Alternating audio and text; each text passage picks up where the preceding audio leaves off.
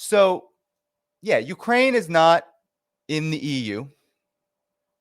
It it surely wants to be. It will never be.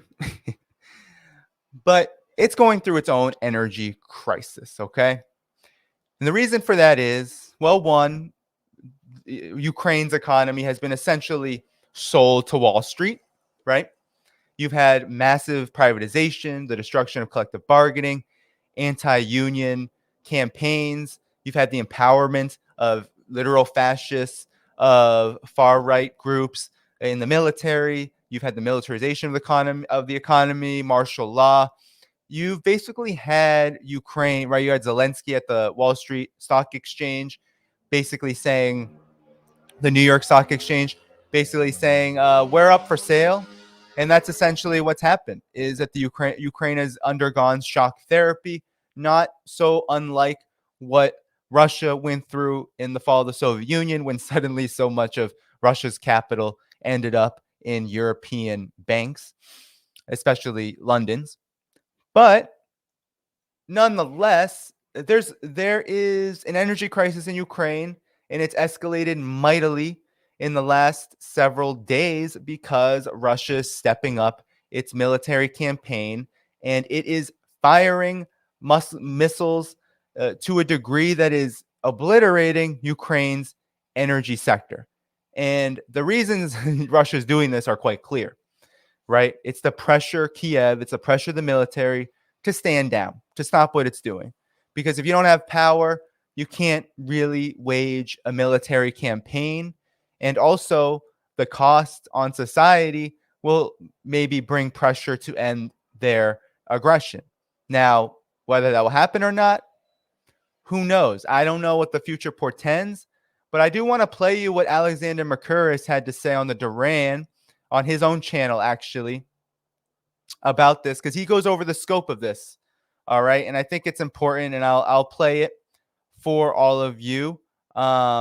I find his reports to be some of the best, if not the best, on updates. So let me pull that up. Make sure you're smashing the like button on this video to keep the likes coming, to keep the viewers coming. We have 634 likes, 934 watching. Let's try to get to 700 likes as we watch this video. All right, everyone? So here we go. This is Alexander Mercouris as he talks about Russia's missile strikes devastating Ukraine energy. Even whilst my program was underway. And I said in that program that it did look like it was another big attack. And so it has turned out. Some reports say that something like 70 cruise missiles, Calibra cruise missiles, presumably launched from the Black Sea, KH-101 cruise missiles launched by the Russian Air Force, no doubt land-based cruise missiles launched by Iskander missiles. Anyway, there are reports that up to 70 missiles were involved in this strike. Now, as is always and invariably the case, the Ukrainians claim that they shot most of these missiles down. The devastation that this missile strike caused across Ukraine, I have to say, tells a completely different story. But before I talk about that, I should say that there's also now some evidence that the first use, or at least the first recorded use that I'm aware of some of the new American surface-to-air missiles that have been provided to Ukraine. The first recorded use of these missiles also took place yesterday. And as far as I can see, they proved no more effective than the missiles that Ukraine already has. And there's already some evidence that one residential building was damaged in Ukraine by one of these American-provided missiles that clearly missed the target. So while we're talking about Ukraine's energy crisis due to Russia's very effective missile strikes on Ukraine, you have Ukraine getting American-made missiles and striking themselves. So a lot of people thought that Poland might have been intentional, might have been a false flag, right? The missile strike, I think that was November 15th, that hit a Polish, a very small town, killed a couple of people. It was from a Ukrainian S-300. We're not dealing with a great military here. Puppet governments don't generally wage intense military campaigns against a big power like Russia, and we're seeing the fallout of that. Ukraine is doing some absolutely just ridiculous things, including hitting its own residential infrastructure. And landed again on a residential building. Anyway, around 70 missiles were involved. The Ukrainians, as I say, claimed that they shot down most of them. The reality seems to be that the majority of these missiles, the Russians like to claim all of them. How can one say one way or the other? But the majority of them do appear to have reached their targets. And according to Zelensky himself, something like 50% of the Ukraine's entire electricity output was down. Ukraine's nuclear power plants, those that are still under Ukrainian control, 3 of them, had to be disconnected from the Ukrainian electricity grid because of the extent of disruptions across the entire system. And as of the moment of speaking, the mayor of Kiev, Mr. Klitschko, says that 70% of Kiev is still without power. I've also heard reports that the whole of Kharkiv remains without power, and apparently other places across Ukraine have also been badly affected, though interestingly, Lviv in western Ukraine does appear to have its power back up again. And there's also reports that there's been major problems with the water system. There's been pictures of people in Kiev queuing to get fresh water. And there's also been severe problems with the railway system as well. The railway system seems to have been badly affected. And there's a report from one of the officials of the breakaway republics of the Donbass that the power outages across Ukraine apparently affected the movement and transportation of Ukrainian troops and supplies, and may be continuing to do so. So we don't have to get too much more into this. I wanted to show you his summary of the effects of these strikes, because and thank you so much for the 1,000 viewers. Keep liking the video. We have 750 likes. Let's get that to 800.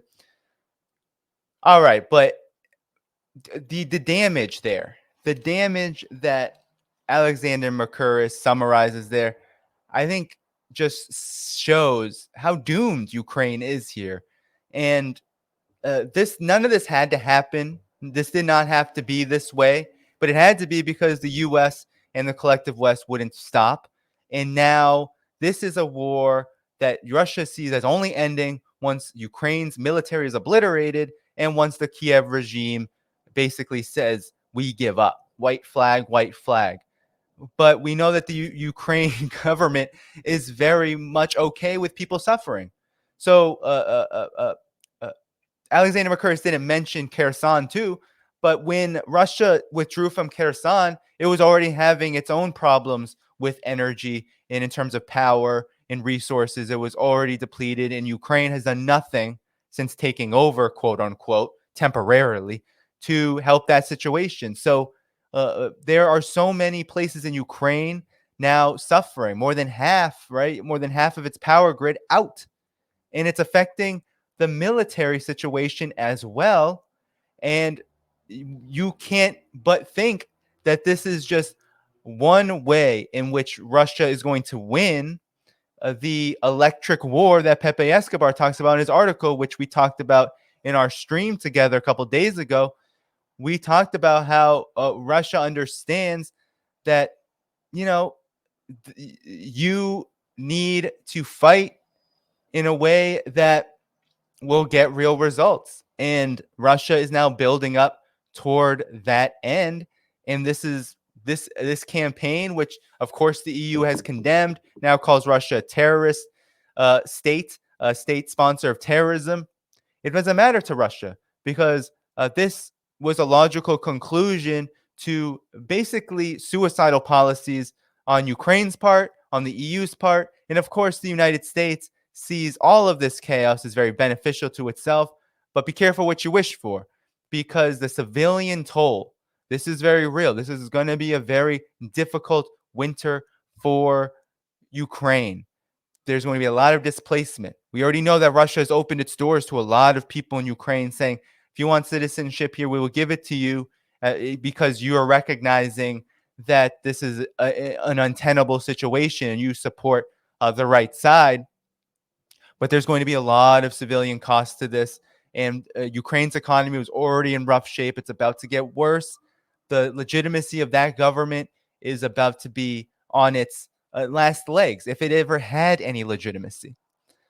But I wanted to talk about, I'm going to read a report from RT on what Zelensky, or should we call Zelensky's wife, his wife made some very, what I would call crudely idiotic, reactionary, and just straight up, I don't even know what to say, just despicable comments about this situation. So as Russia has been targeting Ukraine's energy infrastructure, Zelensky's wife, her name being Elena, she says that they are ready to suffer. The people of Ukraine are ready to suffer. That's right. She is claiming that Ukrainians don't mind this because it's all for the great cause. She said freezing cold and electricity shortages are not the worst thing, quote unquote, she told the BBC. So Ukrainians are ready to withstand heating and power outages for years if the country is eventually allowed to join the EU, First Lady Elena Zelenskaya has claimed. She was interviewed by the BBC on Friday, yesterday. Speaking to the BBC after weeks of Russian strikes on Ukraine's energy facilities, Zelenskaya said that Ukrainians were, quote unquote, ready to endure a punishing winter if the country's bid for EU membership was successful. So, it's not, we'll see, but somehow I don't think it's going to be successful.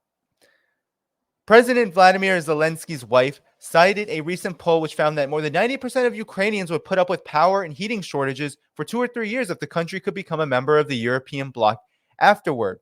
I would really love to know who's taking those polls.